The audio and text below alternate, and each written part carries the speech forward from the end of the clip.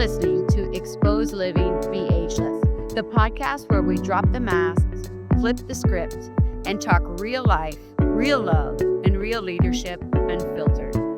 I'm Stacey Van Thune, coach, speaker, entrepreneur, and founder of the Xposed Living movement that's redefining what it means to live, lead, and grow at any age.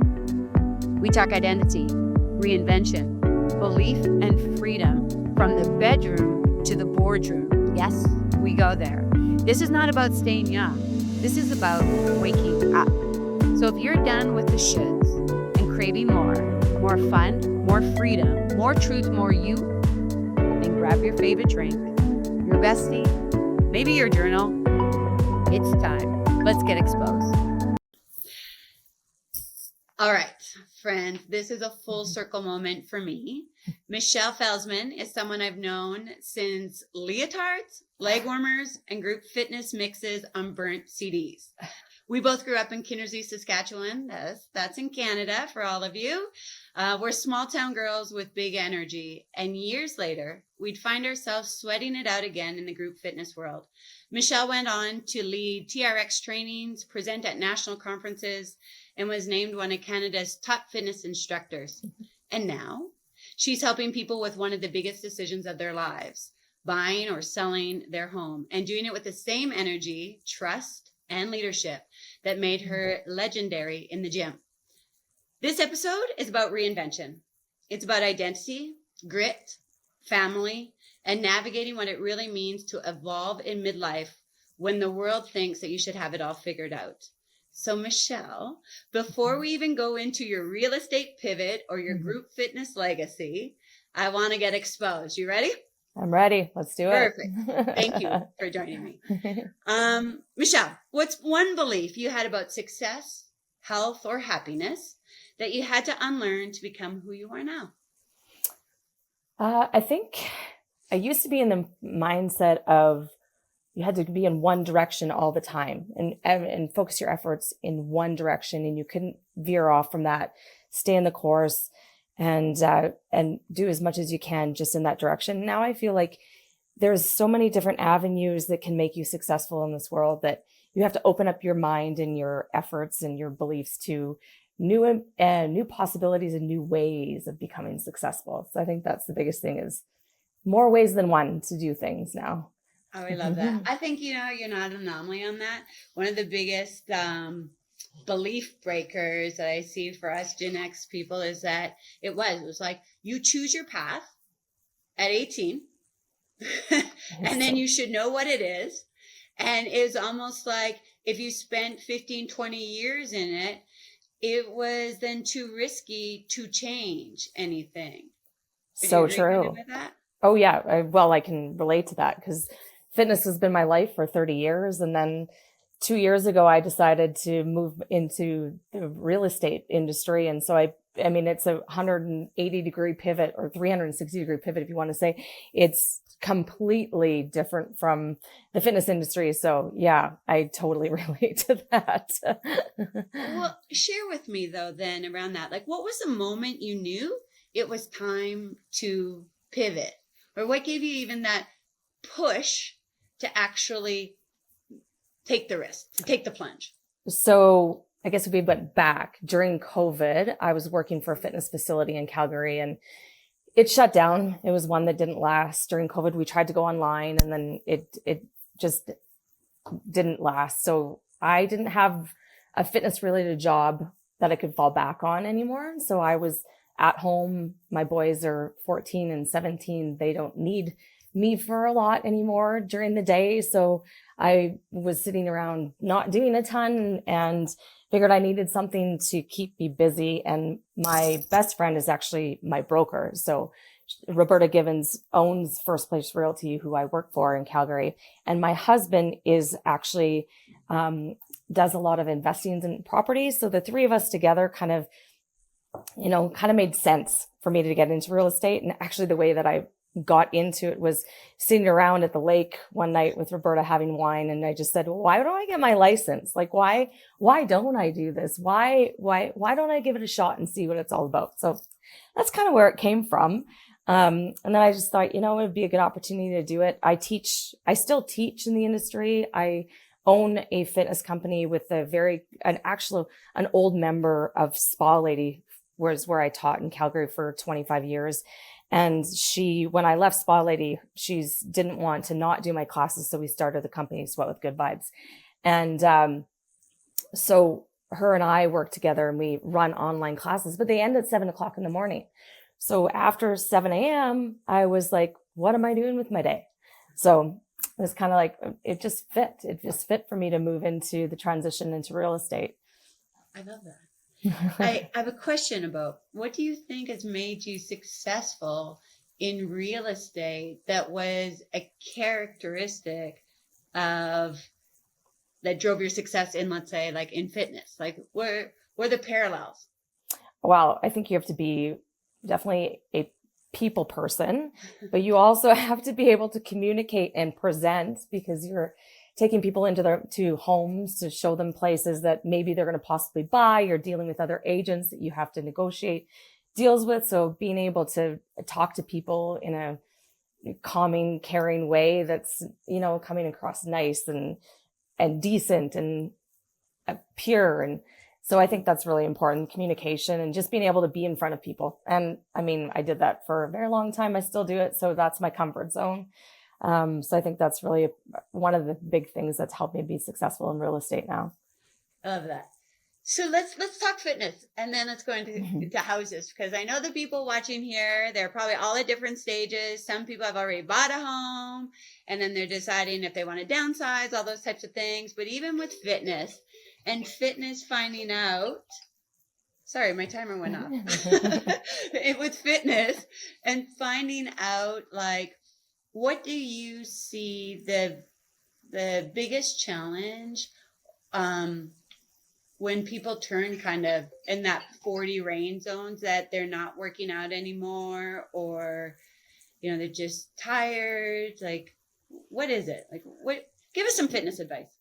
Well, I think when we move into our 40s, especially as women, we're moving into our perimenopause, menopause stage of life.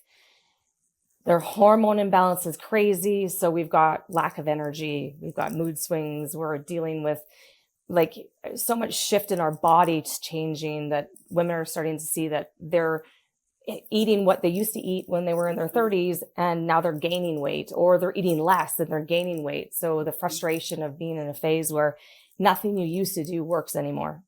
And so I think that it's super important for women to really focus on now in this stage of life, working out to be healthy, to feel good in your body and not worry about the weight on the scale.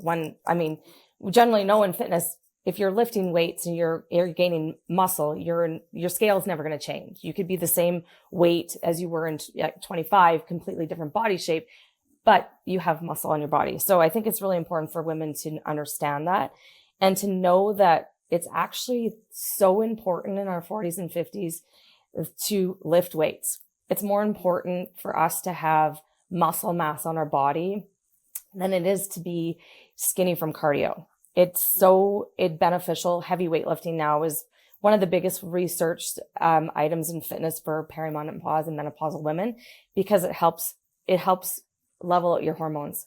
It helps to decrease cortisol in the body. It keeps you strong, keeps you fit, keeps your body from injury. There's so many benefits of doing heavy weightlifting.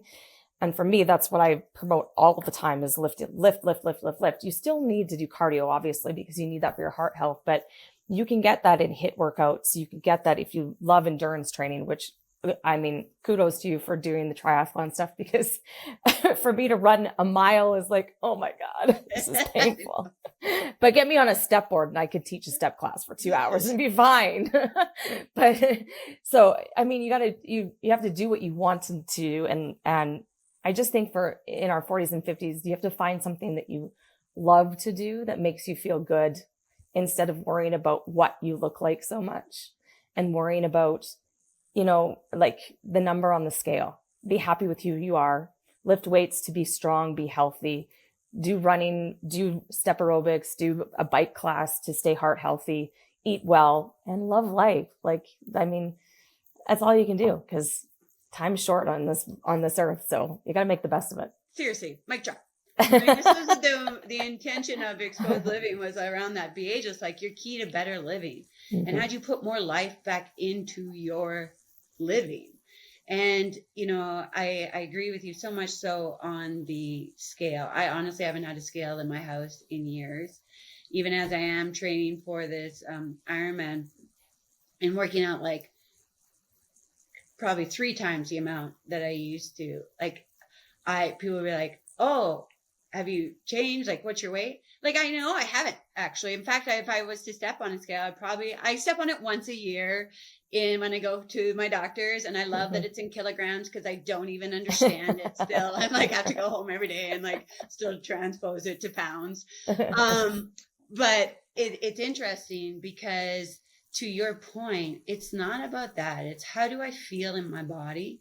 Am I like, I want to be able to be functional. I want to be able to pick up groceries or put them away or lift a heavy box out of something without, well, just with being able to do it without needing to ask for help in those certain times. Because I'm used to being strong. I want to stay strong. Exactly. And I'm curious though, if there is somebody listening and maybe they haven't made fitness a part of their lives consistently, what tips do you have for them on where to start? And so you say lift, like, what does it mean? Yeah, I mean, if you're brand new into fitness and just trying to get somewhere to begin, find a program or a coach that's going to help you stay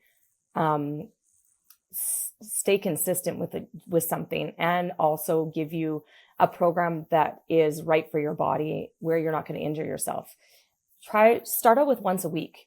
That's it. One full body weight, ease and light weights. Because if you start off too heavy, oh my God, you're going to hate life and you're never going to go back. So just build it up, build up your strength, build up your time in the gym. Don't go, I'm brand new. I've never been to the gym before and I'm going to go 5 days a week, because it's not going to happen. Start with 1, start with 2, and then build it up from there. It's interesting because I always say that it's those like habit stackers, right? So even if it's like putting your shoes on every day and walking for 10 minutes, or even just putting your shoes on every day. You start putting your shoes on every day, then you're like, I got to go do it sometime. Right. And we're going to plug you at the end of where people can. But when Michelle is sharing about find a fitness coach or a program, let me be very clear, we should check out Good Vibes, because this is her specialty and what she can help you with all the time. So if you are looking for a program, not sure where to start, this is why Michelle's on the show. And it wasn't just, and it's not going to be just about to talk about fitness, but I do think before we go off this topic, I want to get your thoughts on something. I think what stops a lot of people is this sense of, well, I've been going for a month, 2 months, maybe even 3 months, don't see a ton of difference. And they stop, or they go for a short amount of time and they have these big expectations of releasing the weight or having instantly more energy. And so if that's somebody out, or maybe you see different excuses of why people stop, let's get exposed on this. Like, let's call the bullshit out and tell people how we can, or share with people what you've seen to how to kind of get through that and recognize, wow, we're just addicted right now to instant gratification. This is not an overnight fix. Yeah.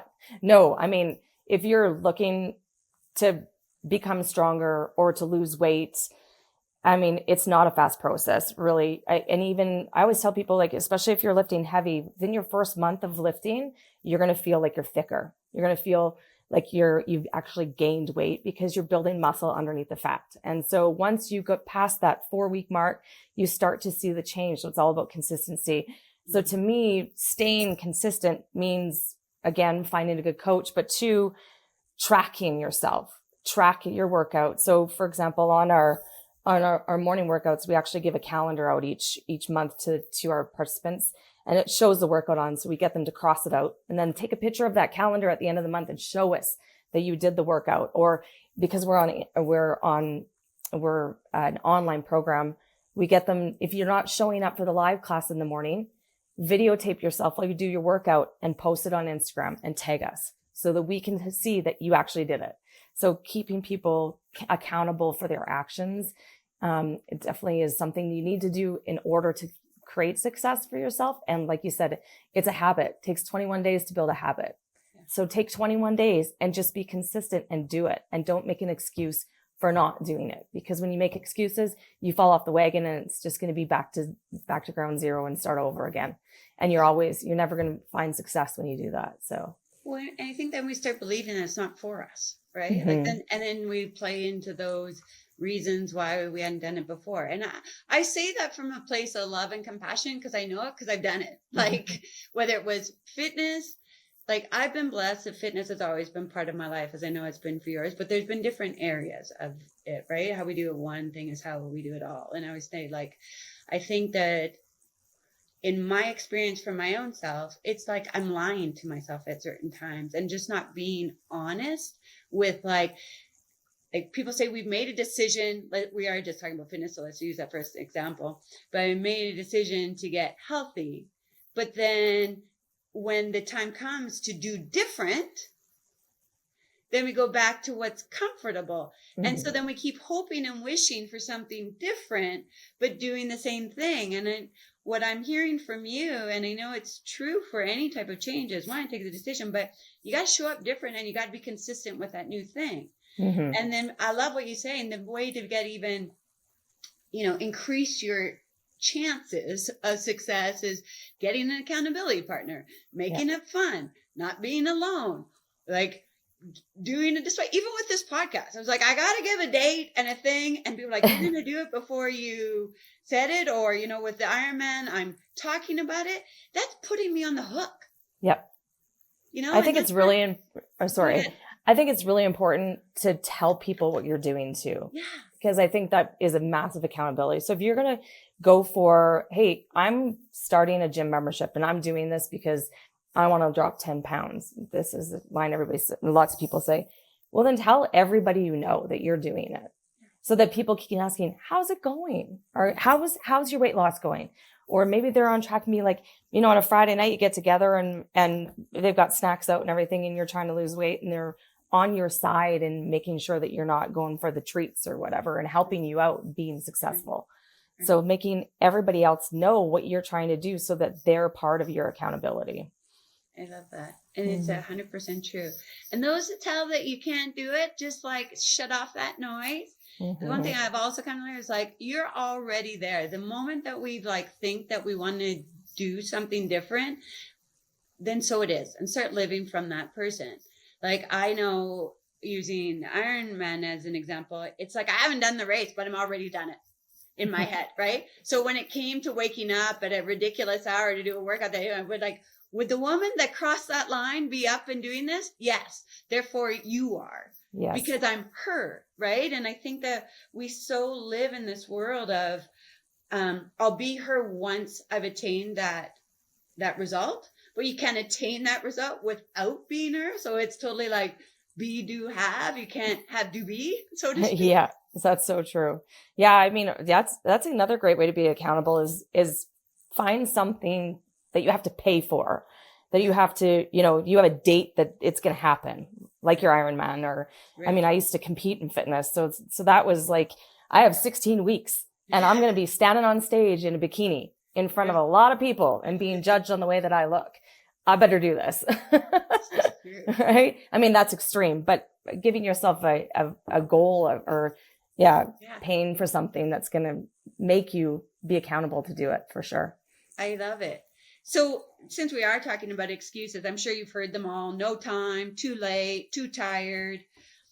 What do you say to that? And not just in fitness, but even in people that you meet and maybe they're not happy in their current, even yourself. Maybe you found this when you're transitioning into it or wanting to blame COVID or that it was this. And you're like, I can either freaking play the victim here, keep going, or make this change. So what do you think is really behind the excuses, or in your experience was behind the excuses you gave to yourself? Oh, I think it's just not wanting to do the hard things, right? Staying within your comfort zone and always being in your comfort zone. And this is really actually, it's interesting because like we both love fitness and it's so easy to do. There's not a day that I wouldn't do something that would make me feel good in fitness, whether it's walking a 5K or, doing my weight training or something. There's always something. And when I don't do it, I don't feel right.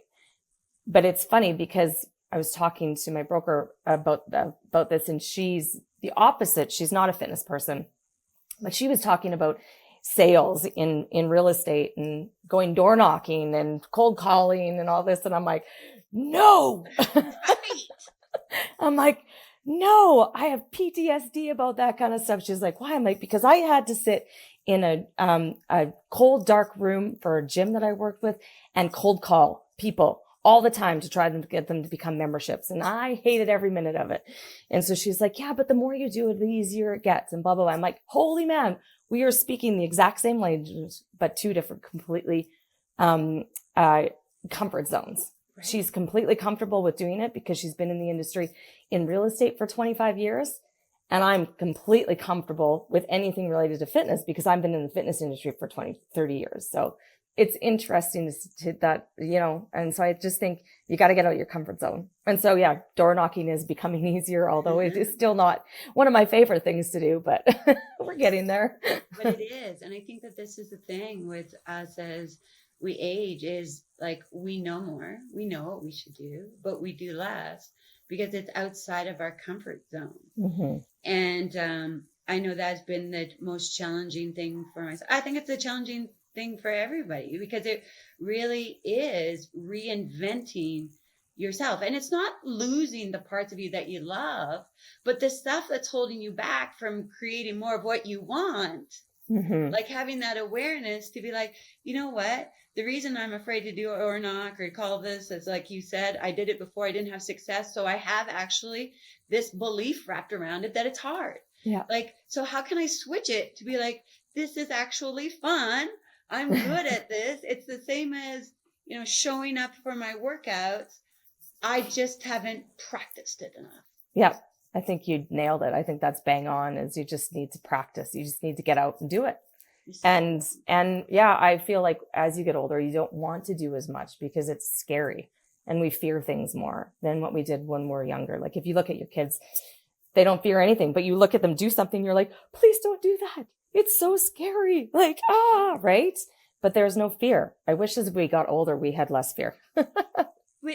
Let's dive into that because I think that that's the whole thing about Xposed is like recognizing it's not that you can't. It's that you've chosen to accept a belief that is holding you from doing it. Because, you know, I was talking to another lady earlier and I'm saying, you know, it's not fear that's the problem. It's the worry and the doubt. And we get these things, even as a parent, let's talk about it. Like you said, I start worrying about my kid that if she's not doing this, this is going to happen. I'm worrying about stuff that's not even there. Like, yeah. And like, when can I stop and recognize that thoughts become things? And the more I think about the shitty thing, the more the shitty things are going to happen. That's very true. Yeah. You know? And so, but because we get older, we like lose this spirit. And I think this is why it's so important for us as high achieving Gen Xers to recognize is that you didn't get to where you were without taking a risk. Mm-hmm. And the only thing that's changed is you've gotten more wise, but not to slow you down. If anything, we should be losing. It's like every time I actually gave it my all and I took the risk, it worked out. Yeah. Or I learned something that I needed to get me to the next level. Yeah, exactly. Yeah. I remember when I started my journey into real estate, I was like, what am I doing? Like I've been I live and breathe fitness and now I'm learning a whole new business. And I remember going into my first open house and Roberta was with me and she started talking to the clients that were coming in. And I just sat back and I'm like, I know nothing. Like, I know nothing. Yeah, you start doubting. And yeah, I was like, and so people would ask me, well, how do you like real estate? Well, I'm like, I don't know yet. Ask me in a couple of years because it's very overwhelming.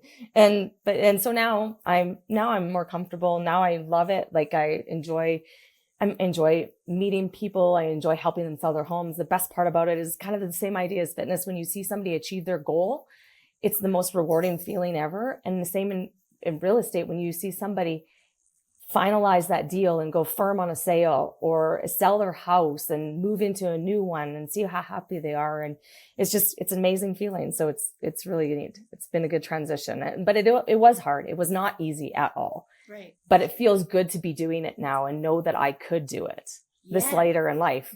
So yeah. Well, I think it's exactly that. It's like, stop saying that because it's hard. It's like, if it was easy, everybody would do it. Like, that's what I Yeah. want to say to people. Like, if it was easy, everybody would do it. Hmm. And so, like, we're made for hard. Yeah. Like, we were born in the 70s and 80s, and we were raised where there was no one to call for help. We were freaking made for the hard. Like, let's not kid ourselves. And so it's so interesting. And I'm curious, as we kind of start to wrap this up, Michelle, what would you want women and men in midlife to know that no one's saying out loud? Just go for it. Don't take the risk in whatever you want to do, and just go for it, because you're not going to fail, or you might fail in the beginning, but eventually you will succeed, and you will be so happy that you decided to do what you want to do. So good. That persistent pursuit in life. I think that's it. It's like changing our definition. I know someone had mentioned, I have never done this with my kids, but it is something that I've tried, but not consistently. And I can see it because they get scared of failing sometimes. But instead of saying, how did your day go today? Asking them, like, where did you fail? And it's almost like to show that, like, failing is growth. Without failing, you're staying in your comfort zone, and failing is only failing, truthfully, when we don't do it, when we quit. And so to almost embrace this mindset of like, I want to suck every day, because then I know I'm at my edge, and through that, I'm going to be better. That's so true. Yeah, that is like, fail every day. Fail every day. Like, who would have get better. I love it. Yeah.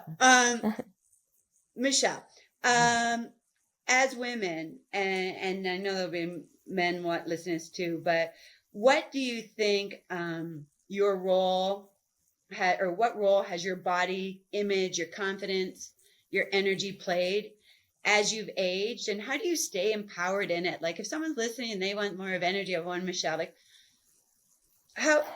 what role does that have in your life? Oh, body image? Yeah, sure. Yeah, or all of it. Body image, confidence, the thing, like. Well, I think feeling confident is definitely something you need to have in order to be successful in everything you do, from raising kids to, your job, talking to people that you don't know. You need confidence, you need that. And I just think that, it's something that's super important and a powerful thing to definitely have confidence and self-respect, being good with who you are in your own body, and thinking, from one day to the next, you could be totally different. Like, especially in this stage of our lives. I mean, you could be like 10 pounds heavier one day, and the next day you feel like $1 million. Like, it's such a roller coaster that I think you just need to realize that if you're alive and you can walk and you can be free of injury and you have energy to be with your kids and do everything you want to do in life, you're doing amazing. And to stay like that.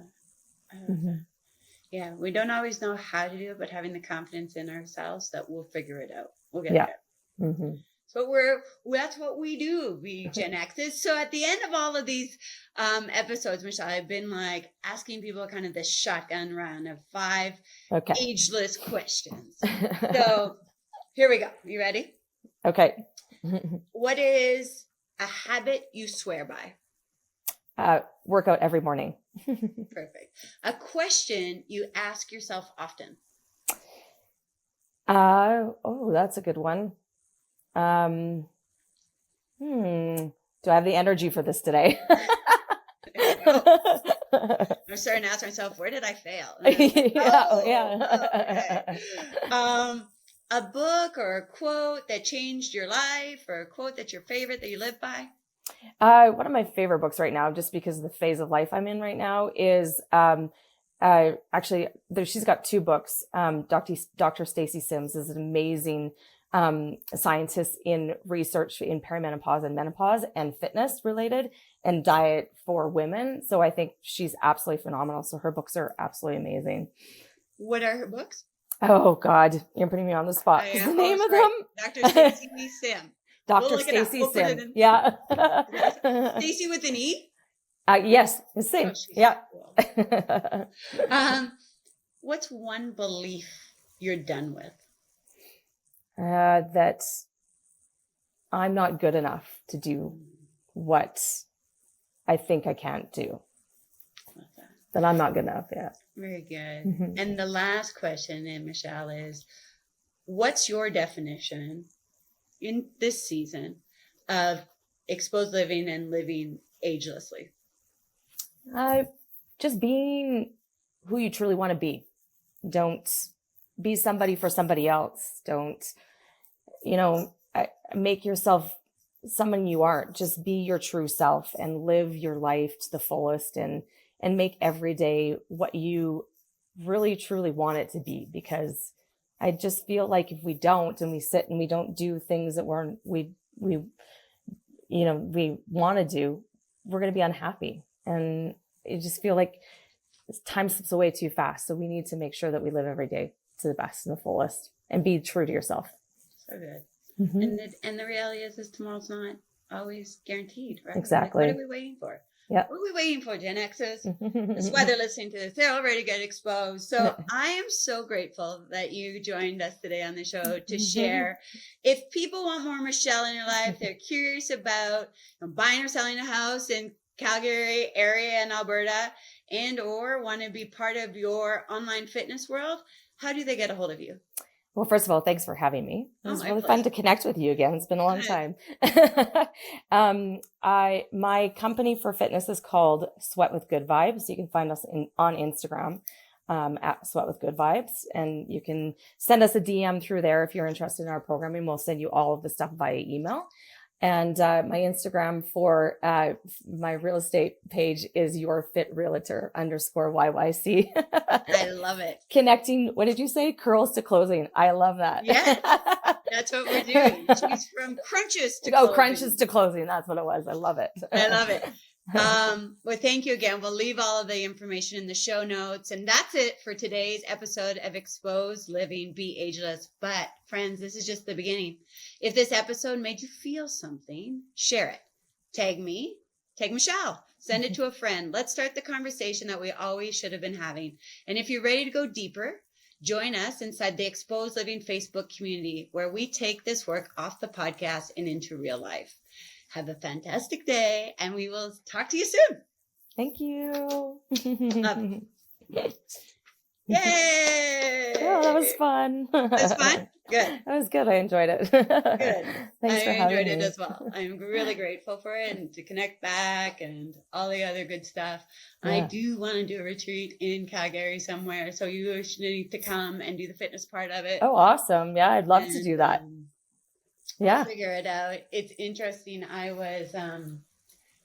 was going for Botox the other day, and I was like, the same type of thing, right? Like the Botox to not, is that what's ageless living? Is it? Yeah. Like, so many people are letting their grays go, like, and good for you. Yeah. I don't wanna, but good for you. And, or I saw Pamela Anderson the other day, and she was saying like she's gone makeupless or whatever. Yeah.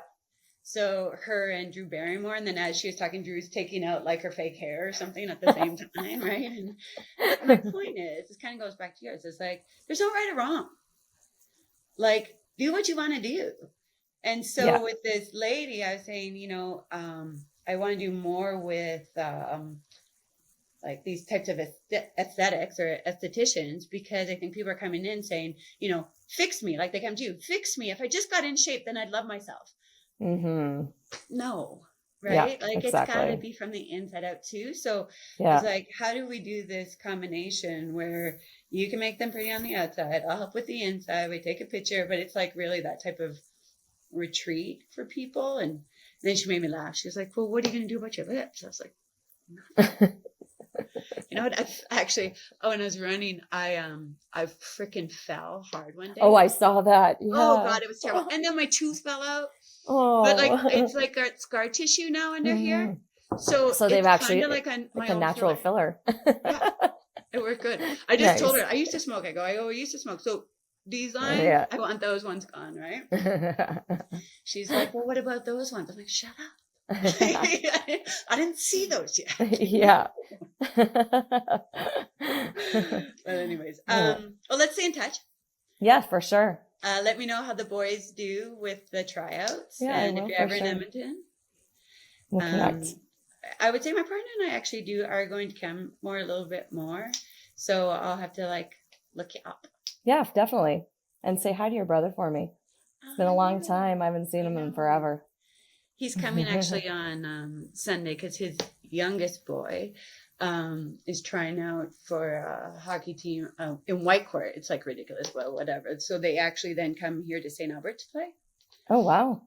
So it's a little bit, but I think he's doing that. And actually, Blake was just in the hospital. He needed a stint into his bag thing he had. So kind of going through a little bit of a challenge. Is he the one that had the eye cancer? No, prostate and bladder cancer. When he was little. Mm-hmm. Oh, so that's why he got his prostate and his bladder removed. Oh my goodness. And then up until he was about 5 or so, he had the bladder on the outside, like the bag. And then they did, and then, you know, we thought there's something more maybe wrong, but I don't think Trent and Tanya really wanted to think of that. Mm-hmm. But he is like high on the autism scale. Like spectrum. Okay. Yeah. So he's nonverbal, and he doesn't actually either eat, like he doesn't like to chew things, so he has to have everything ground up like soup, kind of like, oh wow, like a porridge, like a cream wheat. And but when he was like about 6, I think 6 or 7, because he's the same age as Peyton and Alex, truthfully. Yeah. He got they rebuilt him a bladder inside. Crazy. And so he had like a little hole here kind of thing, and then you put it like I think my brother initially was thinking, well, when he's older, then he could go to a urinal and drain himself. Oh, yeah. But it's been quite difficult for people who don't know how to do it to drain Blake for him. And somehow something's gotten like over the years, like started this infection. So he actually got quite sick this last few months. And they're not sure if he has to actually have another surgery, which is quite bad, to take it out, to rebuild it. So I don't know. But I will absolutely sorry to hear that. Yeah. My mom takes it the hardest. I think it's my mom. Like kind of it's a story. But Trent and Tanya get caught up with Kay. Trent really does all of the looking after Blake as much. And then I think that's my mom just feels like it's her job to come and help. But I think it's interesting, right? Because we talk about like this living and stuff, and then you see someone like that, and he lives like he's happy. He doesn't know different. But I think like this last little bit, it's like, well, what is the longevity of someone like that? It's really challenged like that. Yeah. So yeah, he's doing well. He looks good still too. He works out hard. He still does his thing. But yeah, and then Kate's a go-getter. Actually, so then my parents just gave Alex the car that they used to have, which was like a 2003 Nissan Altima. Trent used it for a little bit. It's got like 220 clicks on it. Oh, so yeah. we just brought it in for Alex. And back in 2003, it was like the shit. Exactly. It's got a sunroof, heated seats for that then. That's pretty good. Her name's Blanche. And so, oh, that's so awesome. Alex is like, okay, I can do Hey, first car, you got to take what you can get. Love it, right? Exactly. I was like, babe, like the car part, because that's the easy part. You need a job before we get you anything, because like, where are you driving? Oh, right, to go buy stuff. Oh, who's paying for that? Like that's exactly. Even with the gap year, I'm like, who's paying for this gap year? You think you're gonna have more money now? Just waste my money at university, okay? Like, go learn. Go learn. Then tell me you don't know what you want to do. I don't know. But yeah. Okay. Thank you. Thank you. Soon. Okay. That's it for today's episode of Xposed Living, Be Ageless. But this is just the beginning. If this episode made you feel something, share it. Tag me. Send it to a friend. Let's start the conversation we can be having all along. No shame, no guilt. Unfiltered, raw, real, exposed. And if you're ready to go deeper, join us inside the Xposed Living Facebook community, where we take this work off the podcast and into real life. Know this, your change starts when your excuses die. Because this life, this one wild, ageless, unforgettable life is waiting on you. This is your time. This is your truth. This is Xposed Living.